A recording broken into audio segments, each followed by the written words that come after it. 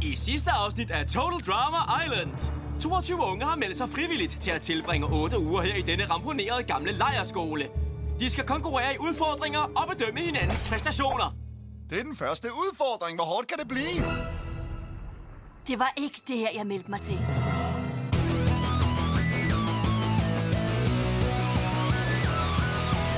Hvad vil du være, når du bliver stor? Spurgte min far og mor. Og selvom de er bekymret for mig, så er jeg allerede totalt på vej. Jeg ender som stjerne. Jeg gør mig klar, sætter min frit, for jeg skal bade paparazziennes blitz. I ser bare røgen fra min dollargrin, for sejren er min. Og jeg ender som stjerne.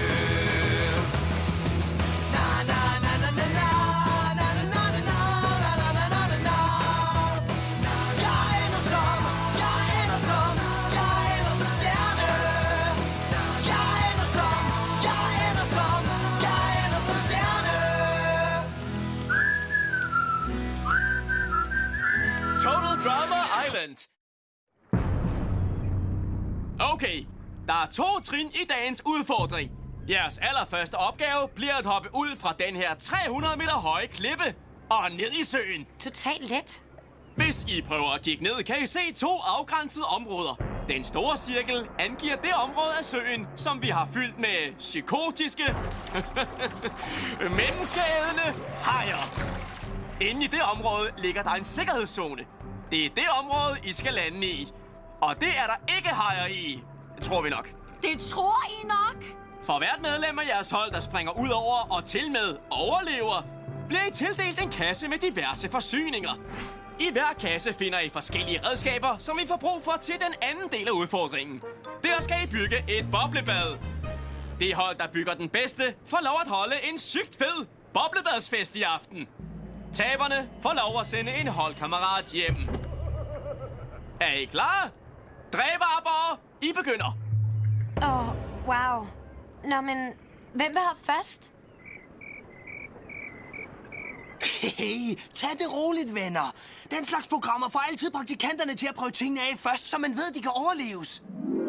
I skal have prøvet udfordringerne af først. Det ved du. Sig mig, ligner jeg en praktikant? Nej, men de praktikanter, vi havde, er på hospitalet. Kom nu, bare spring, din store kylling. Bak, bak, bak, bak, bak. Det her er min løn simpelthen for lav til.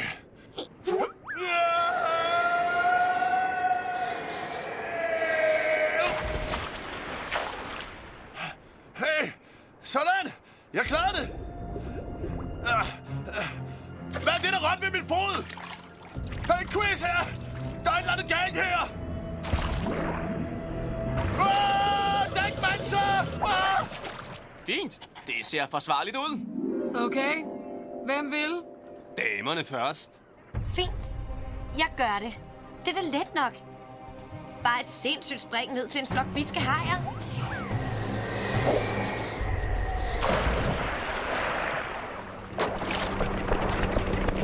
Hun klarede det! Ja! Ja! Så er det mig!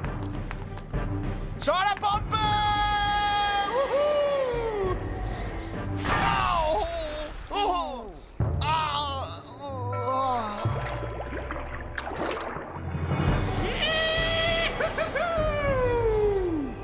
Pas på dernede!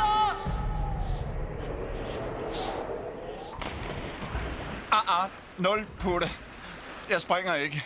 Højdeskræk. Ja, det har jeg haft, siden jeg var lille. Nå, men det er da i orden, Basse. Men det betyder jo selvfølgelig, at du er en lille klynkende kylling. Så nu får du lov til at gå med den her resten af dagen. Nederen. Seriøst. Og vi har en særlig rulletrappe ned for kyllinger derovre. Næste!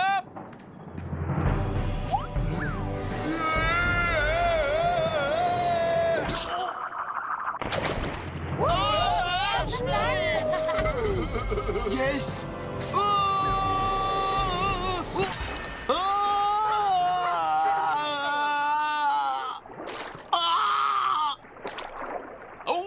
Det så da ikke rart ud. Jeg er ked af det, Chris, men jeg har en særlig lidelse. Hvad for en ledelse? En lidelse, der forhindrer mig i at hoppe ud fra klipper. Du kan da godt tage kyllingetrappen, men Det kan ende med, at det kommer til at koste jeres hold sejren. Og så bliver du upopulær. Det har jeg altså tænkt på. Men jeg har set de andre, og der er ikke nogen af dem, der hopper. Okay. Her er din kyllingehat. Godt. Lad os lige opsummere. Vent lidt. Der er kun 7 hop her og 2 kyllinger. Vi mangler nogen. Jeg hopper altså ikke uden Katie. Vi skal bare være på hold sammen, Chris. Please. Please. Må vi? Jeg kan godt bytte plads med hende. Okay, fint. Så er I begge 2 dræbere på. Izzy, du er så jordjern nu. Yeah! Og så er det jeres tur, piger. Nu kommer vi, dræber!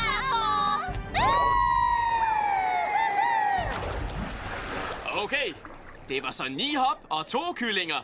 Hyldende jordjern. Hvis I kan slå det, så giver vi jer en trillebør til jeres kasser. Nice. Okay, venner. Hvem lægger ud? Beklager, men det her gør jeg bare ikke. Hvorfor ikke? Hallo, landsdækkende tv.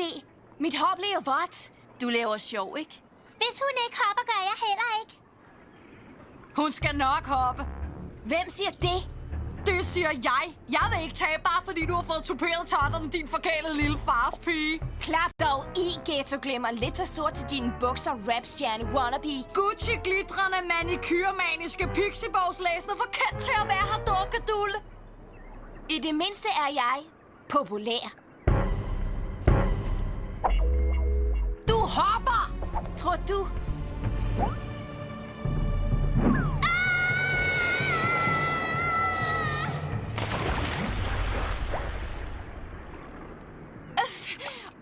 Leshana, du er bare så død. Hey, jeg kastede dig dernede i den sikre zone, ikke? Bare jeg nu også kan ramme den.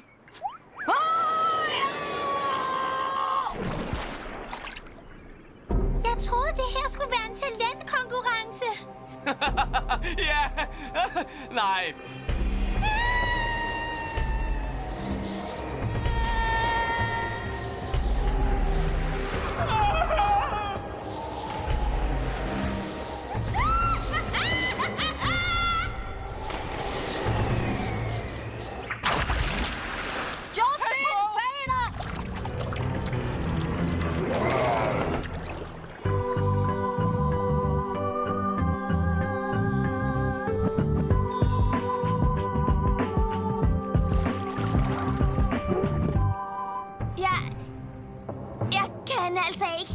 Jeg er alt for bange. Jeg er ked af det. Det er bare totalt lamt. Ikke? Mega lamt. Godt, så er det nu.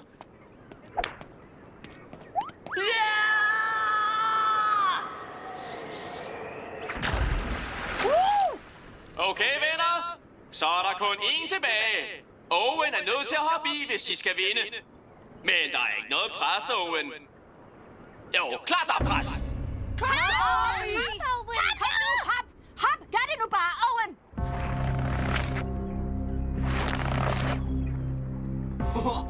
Jeg havde totalt nerver på. Der er lige det, at jeg ikke er særlig god til at svømme. Jeg står og klumper fyren og tænker, det der klarer han aldrig nogensinde. Jeg tænkte rent faktisk, at hvis han hopper, så dør han. Tag et ordentligt tilløb, mester. Du kan godt. Okay, jeg dør nu. Jeg er bare totalt meget død nu.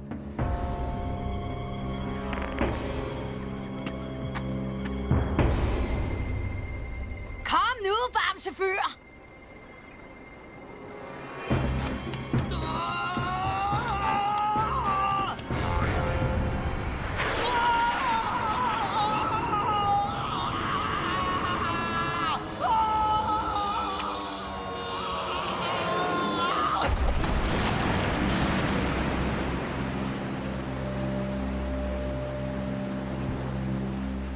Yes! Ja! Sådan, ja! Jeg er for sej! Yes! Vinderne er de hyldende jordæren! Det var rocker sej, dude. Hvad er der galt? Jeg tror, jeg har mistet mine badebukser.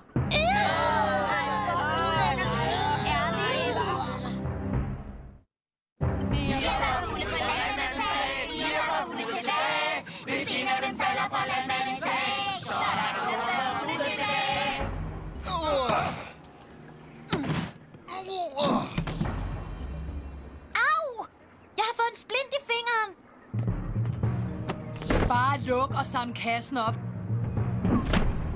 Kylling. Hey, jeg er den eneste her med lejrskoleerfaring. I har brug for mig. 22 fulde på landets tag, 22 fulde tilbage. Hvis en af dem falder på landets tag. Jeg skal lige strande. Skynd dig, vi er allerede bagud. Og jeg skal også tisse. Skal du? Ej, hvor vildt. Jeg skal også.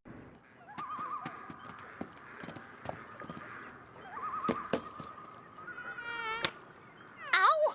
Jeg tror, der var noget, der stak mig.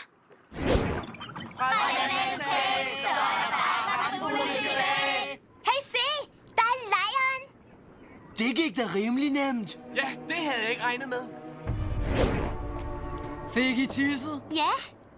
Lad os komme videre. Jeg tror, mit øje er hævet. Der er et eller andet, der klør. Klør det også på dig? Ja, det klør helt vildt. Hvad må det er? Husk nu, at det kun er jeres tænder, I må bruge til at åbne kasserne med, venner. Det var mig, der fandt på den. Hey! Jeg tror, jeg har åbnet den. Au! Jeg brændte mig på tungen. Det er helt overdrevet, som det klør. Det føles næsten, som om det brænder. Okay, jeg bliver nødt til at klø. Hallo, I er langt bagud i forhold til de andre. Altså, helt vildt langt. Hvad er problemet? De har kløe i bagdelen. Føj, hvor ser det gustent ud. Satte jeg ned på huk, da I tissede i skoven? Ja. Og lagde mærke til, hvad det var for nogle planter, I sad på huk over? Ja, de var ligesom ovale i det og grønne, og de var overalt. Var de tæt nede ved jorden på den her størrelse? Det er gipsomag, I har siddet på huk over. Det er løgn. Her griner.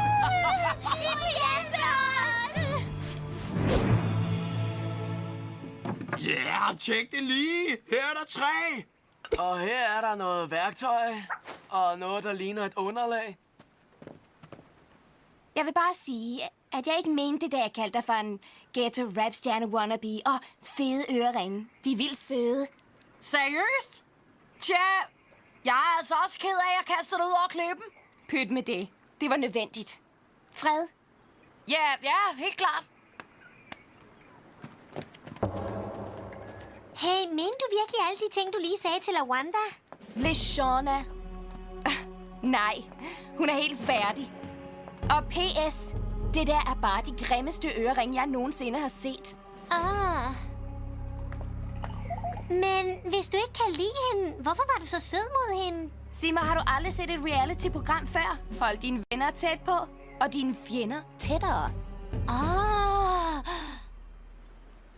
Jeg er din ven, ikke? Jo, klart. Indtil videre. Endelig. Hey, hvad så, venner? Hey, mangler I ikke et par hvide piger?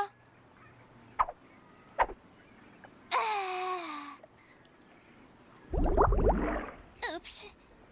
De skulle have noget at drikke. Ja, hvis de altså drikker med ballerne. Det var sjovt sagt.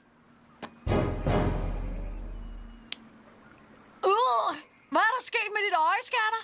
Ikke noget. Det er bare min allergi. Jeg tror, det er blevet værre. Klap i. Det skal de andre da ikke vide. Okay, hør her. Det er ikke for sent. Nu giver vi den gas. Hvad? Det var bare totalt klamt. Godt. Hør her. Vi skal have bygget et boblebad, og vi har brug for en projektleder. Da jeg engang har været på lejrskolevejlederkursus, så vælger jeg mig selv. Er der nogen indvendinger? Hvor begynder vi, kaptajn Enøje? Kasserne! Bridget, du finder tissepigerne. Nu må vi alle hjælpes ad.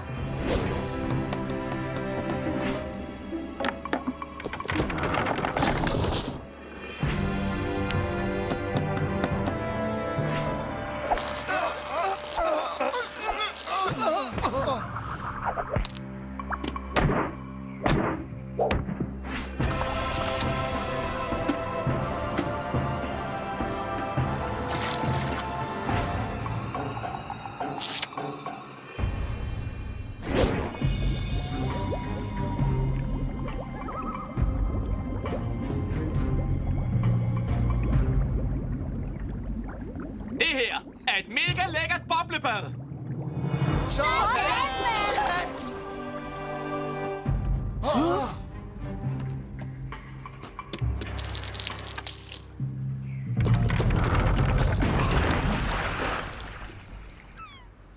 Tja, jeg tror, vi har en vinder her. De hylende jordæren. Jordæren, I slipper for at stemme nogen hjem. Og I får lov til at fyre den af i det lækre boblebad resten af jeres tid her på øen. Sådan! Ræberarbor, hvad kan jeg sige? Nederne være jer nu. Vi ses til lejrebålceremonien i aften, taber. Vi vandt! Nu får vi alle sammen lov til at blive her 3 dage til. Sådan! Nice! Vi bliver i lejren! Vi bliver i lejren! Vi ypper seje! Vi styrer showet! Nå, men hvad gør vi så nu? Vi må finde ud af, hvem vi skal stemme hjem. Okay, jeg stemmer på prinsessen eller på det store lokum. Hvad? Hvorfor? Fordi hvis jeg ikke tager helt fejl, så er I to de eneste, der har kyllinghatte på. Og bliver vi sat til at løfte en lastbil, så sætter jeg pengene på bamsen her. I har brug for mig. Jeg er den eneste. Vi ved det, som har været på lejrskolevejlederkursus. Hvem vil du vælge? Hvad med ham? Nej! Jeg mener, nej, hvor smager det. Ser den bare godt, totalt. Hey, han hoppede det mindste ud fra klippen, kylderylle. Kom i! Okay, lad os lige falde lidt ned. Der er ret dårlige vibes i luften. Jeg tror, jeg har fået fængselsføde nok for i dag. Jeg går over og tager en morfar. Det kan du da ikke. Vi har ikke besluttet, hvem der skal hjem. Jeg forstår bare ikke, hvorfor vi tabte. Det er jo deres hold, der har 6 piger. Og hvad skulle det så lige betyde? Ja, bondeknold. Må vi høre? Altså, drenge er jo bare stærkere og bedre til sport end piger. Wow, mand! Det sagde du bare ikke. Min far sagde, at jeg skulle holde øje med pigerne her på øen. Og hjælpe dem, hvis det skulle blive lidt for hårdt. Tror du stadig, vi har brug for din hjælp, Superman? Nej, ikke rigtigt. Okay, venner. Giv ham lige en chance. Jeg mener, han mener da i det mindste ikke, at drenge er klogere end piger. Men det er de da.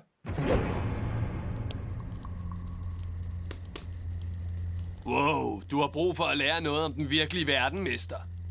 Dræberarbor. Derhjemme symboliserer skumfiduser noget rart og lækkert, som er hyggeligt at riste over lejrbålet. I lejren her symboliserer skumfiduserne livet. I har afgivet jeres stemmer på, hvem I mener, der skal hjem. Der er kun 10 skumfiduser her på fadet. Når jeg siger jeres navn, så kom op og hent jeres skumfidus. Deltageren, der ikke modtager nogen skumfidus i aften, må omgående begive sig ned til Skammens Kaj, hvor han eller hun bliver sendt med taberbåden. Det betyder, at man er ude af konkurrencen og ikke kan komme tilbage. Surt show. Den første skumfidus her er til Jeff. Tyler. Woohoo! Yeah! Total sejrsrus! Katie. Bridget. DJ. Harold. Yes. Sadie. Yay! Juhu! Duncan. Okay.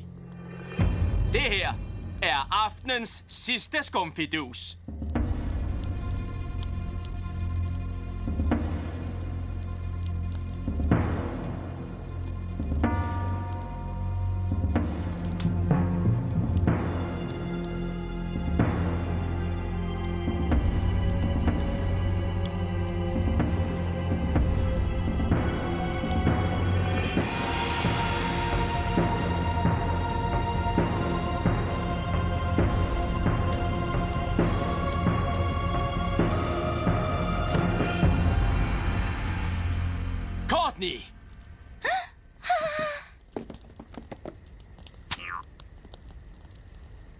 Det kommer ikke som et chok. Du pillede næse i fuld offentlighed.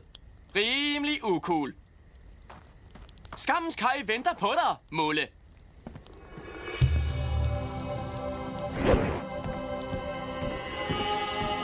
Og I andre, nyd I jeres skumfiduser. I klarede fri sag. Indtil videre. Ja, konkurrencen her er stadig rimelig skød. Men nu hvor jeg alligevel er her, kan jeg lige så godt prøve at gå efter sejren. Hurra for jordærende! Hurra for jordærende! Vi får sej! Vi får sej! Vi får sej! Vi får sej! Vi får sej! Vi får sej! Vi får sej! Optag det her. Godt. De kan hygge sig og holde fest, så tosser de ved. Men jeg skal nok vinde den her konkurrence. Og der er ingen, der vil kunne standse mig.